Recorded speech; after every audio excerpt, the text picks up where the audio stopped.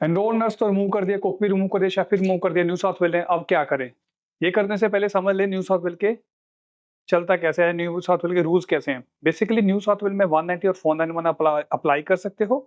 190 के लिए occupation list है, उस ऑक्यूपेशन लिस्ट के जो ग्रुप्स में ऑक्यूपेशन आती हैं वो एलिजिबल है, इसके अलावा आप नहीं अप्लाई कर सकते। फिर आता 491 जिसके 3 पाथवेज है।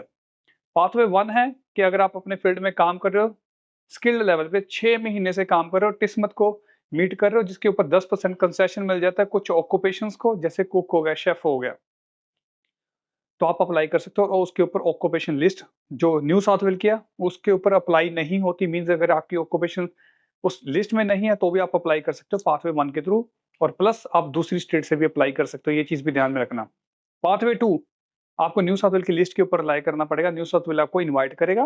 पाथवे 3 जो न्यू पाथवे है कि आपने रीजनल एरिया में कम से कम मिनिमम बैचलर्स की हो पिछले 2 साल में, मींस के रीसेंट ग्रेजुएट हो, न्यू साउथ वेल में रह रहे हो, तो आप अप्लाई कर सकते हो। पाथवे 2 और 3 पे जो ऑक्यूपेशन लिस्ट है वो अप्लाई होती है न्यू साउथ वेल की, और पाथवे 1 और पाथवे 3 अभी के लिए क्लोज हैं।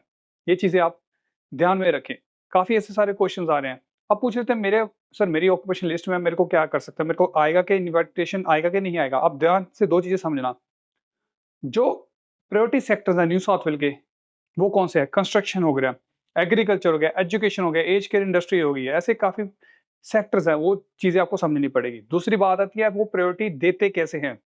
Age, English, qualification, skilled employment, last में आता है पॉइंट्स, मींस के पॉइंट का इतना फर्क नहीं पड़ेगा जितना ये चारों फैक्टर्स का पड़ेगा, पॉइंट आता है लास्ट में। ये चीजें आपने बिल्कुल ध्यान में रखनी है भाई, कि आप मिस ना करें। ऐसी काफी सारी इंक्वायरीज होंगी। अब 190 का बेसिक रिक्वायरमेंट है, या तो 6 महीने से आप न्यू साउथ वेल में रहते होने चाहिए, या 6 महीने से आप रहते होने चाहिए ओवरसीज।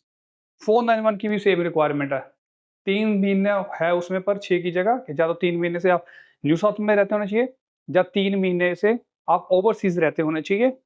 पर जो पाथवे 1 है उसके लिए ये 3 महीने लागू नहीं होता, ये चीज भी ध्यान में रखें। अब अगर आपकी ऑक्यूपेशन लिस्ट में नहीं है जो ऑक्यूपेशन है न्यू साउथ वेल की, तो आप पाथवे 1 के थ्रू अप्लाई कर सकते हो, उस पे ऐसी ऑक्यूपेशन कोई लागू नहीं होती।